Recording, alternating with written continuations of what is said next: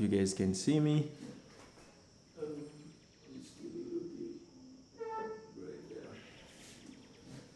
All right. I mean, just hit a thumbs up if you guys can see me. All right. So, I mean, pretty much you can tell that we have a new space. I'm shooting in a new studio space, and all about that in a second. Before we talk about this very YouTube channel, I just want to take you in, back in time, why I made this decision to get this new studio space.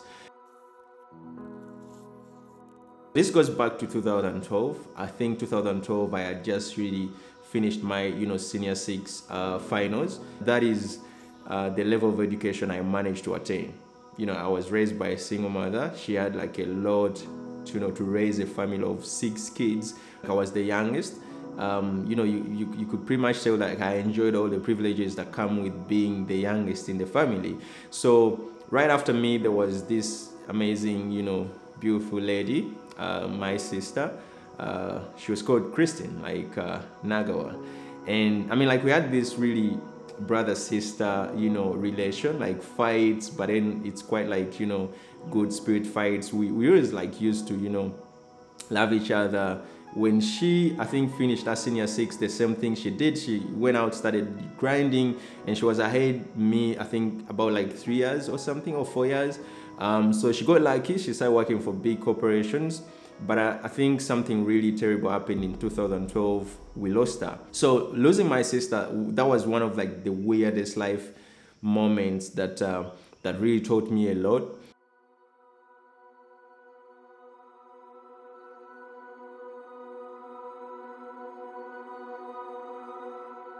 So after this incident, there was quite a life learning for me. So I made a decision to leave my mommy's home and go start really grinding on my own. So I convinced my friend, we started renting this single room. And in that single room, I mean, like it was just us versus the world, right? So we were waiting tables, in bars. For some good time, I saved some money, bought a computer. But I think this is where the story starts to get interesting. I think in 2013, I took on this corner, right? I turned this corner into my studio space. And I started doing like genius stuff in this corner space. And one of the things that was exciting, what I did in this single room and having like a studio space in the corner, because I mean, like that's how for me I envisioned my life being like. I always needed that space that is really dedicated to myself and my body of work. So as you can see, like this was my space, and everything I did in this space was quite really crazy. So one thing I ventured in right early on was e-commerce. I had, a goal to start an e-commerce platform that is gonna really push African craft and, stories out there.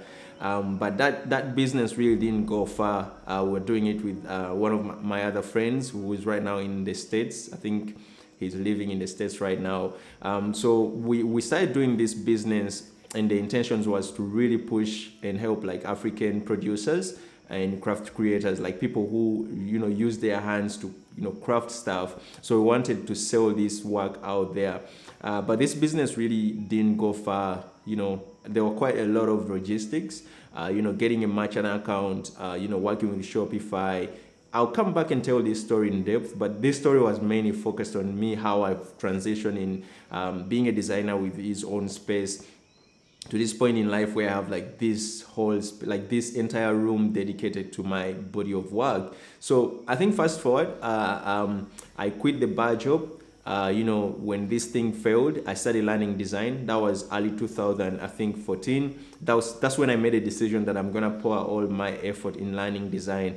And as you can see, I treated this seriously. I tried to learn everything that was out there in relation to design, right? So fast forward, I think after 3 months of intensive learning, I got lucky. I was being a janitor at a coffee shop. That's where I met this incredible guy who went on to hire me as a junior graphic designer. There is quite a lot of life learning from my journey, but one thing for sure that for me, I always saw opportunity everywhere. So even taking on this janitor job, it was a way of me opening up my network, because learning in my corner, that wasn't really getting me a job any soon. So I had a friend who was working, I think we're sisters and brothers right now. She was working at this coffee shop, and she used to buy me, bread and milk, and sometimes like really even pay my bills, just to help me with the, life and bit.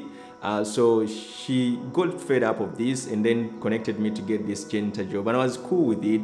So I did this janitor job about 2 months.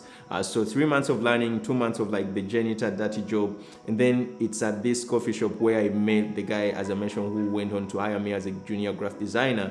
So I joined this company, started working there. It was really, really heaven. Working for one of the best agencies in Africa, if not to say the world. If you guys are familiar with it, it's TBWA. Not to plug, but it was quite really sudden that I got lucky to work with one of the best. And trust me, like whatever I learned from this agency made me what I am today. Like this first hire, like me being a junior graphic designer, I met the best, creative director, art directors that I've never really envisioned to meet, right? So fast forward, I then quit this job with the intentions of go doing my own thing, but that was a total, failure. I failed. It was a drastic failure that I'll go ahead and really mention. And I'll come back and tell like this story in depth, but I just wanted to highlight like positions in life where I had to really always have like a studio space. So fast forward, I, quit this job and tried things, and things didn't work out, and I went back, worked for another agency. So by the time I left this agency, I was an art director, right? Like with all these really medals and you know what I mean? So, being an art director is not just a title, right? Like it's quite comes with a lot of experience, and most of you guys are familiar with that. So I quit as an art director, working for this agency, and that is 2018, and I decided to start doing my own thing. And that is just being an independent designer. And one thing for sure I ventured in was, brand design and product design. So most of you guys are familiar with this studio space. This is the apartment I've been renting for quite some good time right now, about 5 years. And this is where my life has been. This is where I've been calling home. This is where my studio space was. I would say it's been a desk in the living room, but I treated that as my studio space. Most times when my partner was away, I used to just tear the entire thing down, enjoy it, because there was no one to bother me. But then when we got a kid, things kind of fall apart. Like when we got a kid, when this guy was really a baby 1 year, there was no signals of really chaos. And I don't mean that in a bad way, but for my YouTube and, the career of having my own, studio space, I didn't see that coming. I was just excited, being a dad really, it comes with a lot of responsibilities. But one for sure, I didn't see that this is gonna really distract my work. So we started living in this, 1-bedroom apartment with a huge living room, you could call it a studio floor. I have my desk on the corner. And everything prep, my pots and plants and whatever, what I mean. When we were living too, that was possible. But when this guy, I think, closed a year mark, I think it was about 1 year and a half, man, this guy took over the house. This guy owned everything in the house. Books on the shelves couldn't stay low anymore. We were putting everything at a height where it couldn't reach, right? So pretty much this distracted me mentally. I wasn't prepped for it. So it was a struggle. It was a struggle in debate of how best can I utilize my space, YouTube, client work, and also leave my family to enjoy. Because it got to a point where I had to convince them to go maybe for a picnic so that I can shoot and enjoy the living room. And I always love those a day in a life of, if you guys have watched some of those on my YouTube channel.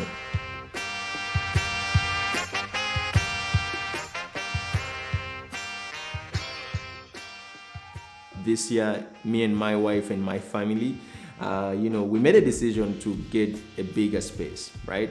Maybe get something that can sustain my, body of work, having my own studio, and then them having their own life within the same, house. So we made a move from a 1-bedroom apartment to a 3-bedroom apartment, and it was like a drastic move, right? Like it was so really out there. Like we went all in, not even like 2-bedroom, but like 3-bedroom, because I was really strict. I said I needed my own studio space. Regardless of all things, my son also needed his own space, right? So this year we made that move, and right now this is the space I'm recording in. And man, like for me, looking back to all things that really are important in life, every creative out there needs their own space or zone where they can think. And for me, it has been on the desk. Always like I find ways of like plugging in that, studio space, more of a desk in a space I have. It's not about like really getting your own space right away, like your own room. Because for me, coming all the way from 2014 to 2021, this is when I get my own studio that is gonna really embrace my work, right? Like everything I do in this studio is gonna be about my work. It's quite like a level of privacy. It's quite a level of like really, injecting in your character in the space you get. So one thing for sure, it's quite a huge milestone for me. I might not say that right now we cannot afford this apartment. Like it's quite really high, like when you look at our revenue streams, but like there is always a need to take a risk.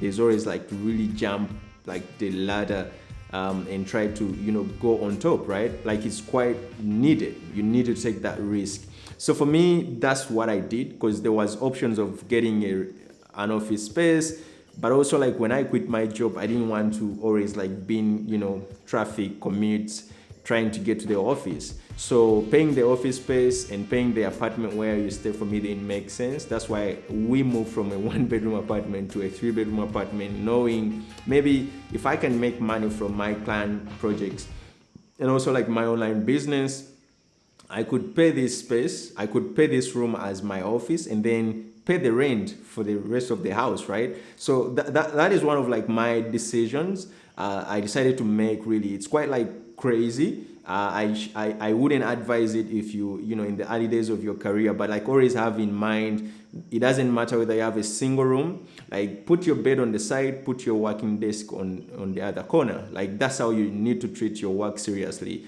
Don't just live life like that. If you're creative, like you always need to conceptualize your life. I try to imagine where you want to be, because for me this is not new. Like it's new in possession, but I've always like wanted to have like a studio space of my own. Like I've always envisioned it. I always saw it coming, right? So that's why like you've seen me transitioning from like just a desk on a wall within the living room, just a desk in the corner within a single room, and now to a point where I have my own. I mean, like this is really great, and I'm so grateful. And yeah, I'm just excited to really be sharing this story with you. So first things first, I want to thank you guys for making this happen, because I never saw this coming. I never saw YouTube really being serious, because I started this channel back in 2018, and the channel has been growing, right? I cannot even like sit down and imagine that there are quite like amazing people out there excited about my body of work, right? So there are so many reasons why I had to make this decision, like having my own space, because most of you guys are familiar, like I've been announcing this modern logo design program I'm putting together. I couldn't do that like in my previous apartment. Like it was really something that I couldn't achieve however much I wanted to achieve it last year. So this year I've been really trying to grind hard and make this decision to get like more space. So this studio is gonna be dedicated to my online business, my YouTube, and even my client work, because I'm still designing. However much I'm transitioning more into like mentoring and teaching, which is quite a good thing, because I feel like I have like crazy experiences that if I just be a designer, I'll just be doing really discredit to this industry.